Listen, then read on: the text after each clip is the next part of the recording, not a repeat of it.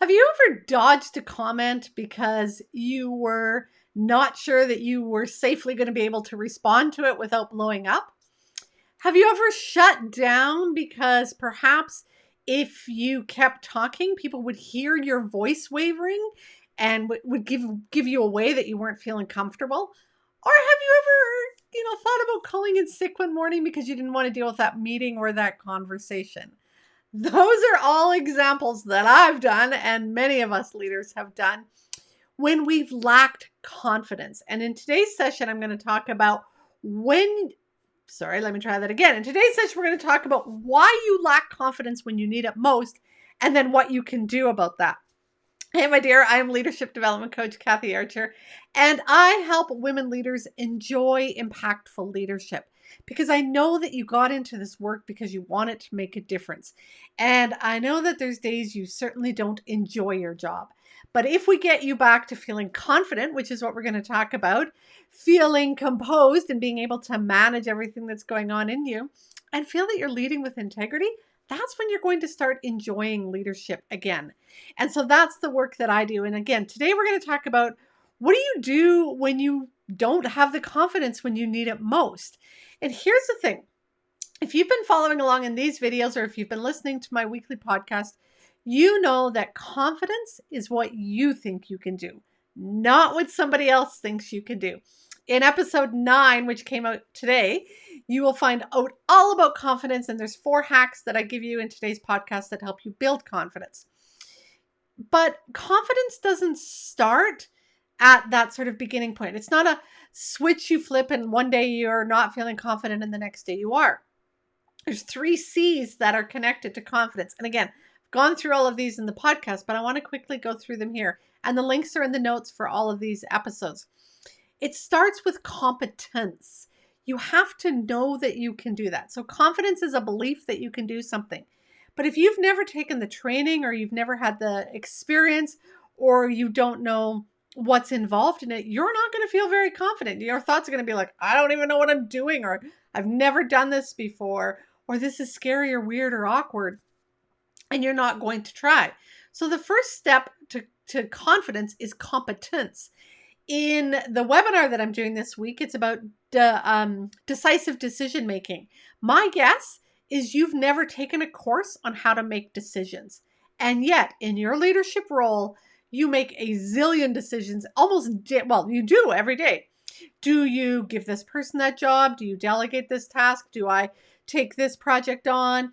Do I put that comment in the performance appraisal? Decisions are part of your day-to-day world. And if you're struggling to make decisions and you've never learned how, you don't have the competence in making decisions, it's no wonder why people think you're indecisive, that you're wishy-washy, that you can't kind of make a decision if your life depended on it, because you first don't have the competence. So that's the first part. First part is competence. You're not going to feel confident if you're not skilled. The second C, and again, these are all in the podcasts, the second C is the courage. So once you've taken that skill, you then have to have the courage to practice it. So if you've taken a course on decisive decision making and you've learned some strategies or techniques, you then have to practice that. You're not just suddenly going to know how to do it. The basketball player did not watch a YouTube video and then show up on the court playing amazing basketball. She did the drills. She practiced again and again. She learned the maneuvers, and then she did layup after layup after layup and free shot after free shot after free shot. And they did a little scrimmage in practice. They practiced. And you have to have the courage to practice that. And many times you're practicing that in the real world. You're trying some of these new skills in front of your staff, at a staff meeting, in the middle of the conversation when you're at a management meeting, or you're in a community conversation about funding or proposals or something. And you're like, oh, as a sort of community organization, we have to make some decisions about how we're moving forward with this collaborative project. Decisions. Opportunity to practice what you learned when you learned the competence, the skill. So we start with the skill, competence. We then move to the courage to practice. Once you've practiced several hundreds of times, Yes. Actually, there's the 10,000 hour rule that says you have to do something 10,000 times to become a master at it, to become exceptionally skilled at it. So those Olympians have done those things 1,000 times. So if you're going to become more confident, you have to know you can. You have to believe you can. You have to have those thoughts. You have to have the courage to practice. And that's when the confidence shows up. So if you're wondering why your confidence is failing you when you need it most, go back to those other two C's. Do I have the skills? Have I been trained in this? And then the second C, have I had the courage to practice that? So, for example, if you're communicating change to your team, maybe there's some new org structure that you're doing, or you're stopping one program and starting another, or something's happening, there's change, and you have to communicate that. If you don't have an understanding of change, how people react to change, how organizations change, how to implement a change management sort of process, if you don't know all of that, it's no wonder you walk into a staff meeting and you go to communicate this and you're like, yeah, we're going to do this. And people are like, what? And then you get this pushback and there's conflict because you haven't managed that change well. You have to know how to manage change, how to transition people, how to work through the emotions that they're going to feel when change happens. That's a skill, and it's a skill that can be learned. But if you've never taken any training on change management, if you don't know how to implement change effectively, you're not going to feel confident. So you have to take the training and then practice it. And practicing it, again, go back to the basketball player. Sometimes you're practicing those skills in the moment, but how many of those people are in the gym when nobody's around? Shot after shot after shot after shot. Do you know how you practice these skills? You practice them by working them in your head, writing them down on a piece of paper, having a conversation with somebody safe where you role play it. That's practicing it.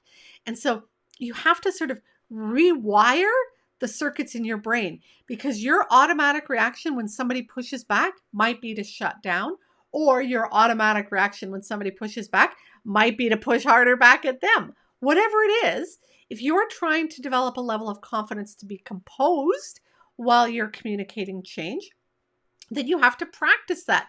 Know that people are going to push back. That's just the truth in change. Nobody likes change. Nobody just like walks in and says, yeah, let's change the world today, and, move my desk over here and make this a new boss and make me now suddenly report to this person. Like, nobody wants to walk into the office and feel that. They're going to feel kind of like, oh, like what's happening? And then they're going to say, why? Have you thought this through? You know what the implications are. And you're going to have that level of composure to communicate when they're pushing back. So practice this, practice and practice and practice. So that's the strategy for you to know that your confidence is going to be there when you need it, is to practice the skills that you need to be an effective leader. If you need to have regular conversations with your staff about their development, which you likely do, have you taken training on how to inspire staff, how to motivate staff? Do you know how to communicate performance issues with staff? Have you ever learned skills around that? Have you ever taken the time to practice ahead of time before you go into a conversation what it is you're going to say? Have you ever taken the time to identify, this might trigger me, this might trigger them? How am I going to maintain my composure when I get triggered? What can I do to keep them calm when I know that this is going to be a hard conversation and they may not really take it very well? And practice that ahead of time. Have you had a conversation with somebody about, how do I do this? And can you help me role play it? Because I know it's going to be tough. And I want to have the words in my head, or the tone in my demeanor before I get into it. So if you want your confidence to show up when you need it most, practice it outside of the tough conversation. It's when you take the training and then you have the courage to practice, become a competent leader, be a courageous leader, and that's when your courage will be there when you need it most, because you're going to need it most in those difficult times. You're going to need it most when things aren't going well. And in those moments, it's really easy for you to revert back to that shutting down or pushing back kind of aggressively, which may not be the type of leader you want to be. Decide the type of leader you want to be. What's the impact you want to have?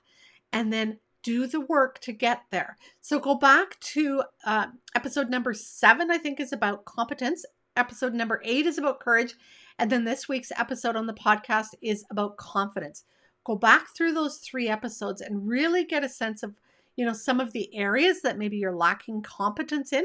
Because in that episode, I probably surprised a few people with like, oh yeah, I've never taken training on that. And then what courage actually looks like in the real world, what it feels like. And then the today's episode is all about the 4 hacks to build your confidence.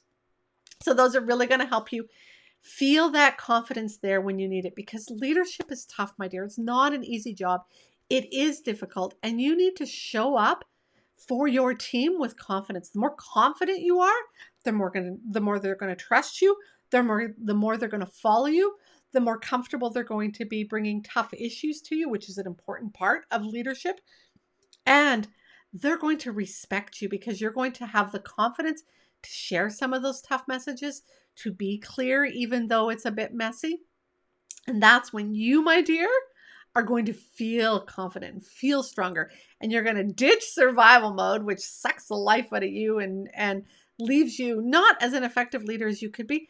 And you're going to develop to your full potential. And when you develop to your full potential, you have that confidence. That's, my dear, when you're going to move from surviving to thriving in both your leadership and life.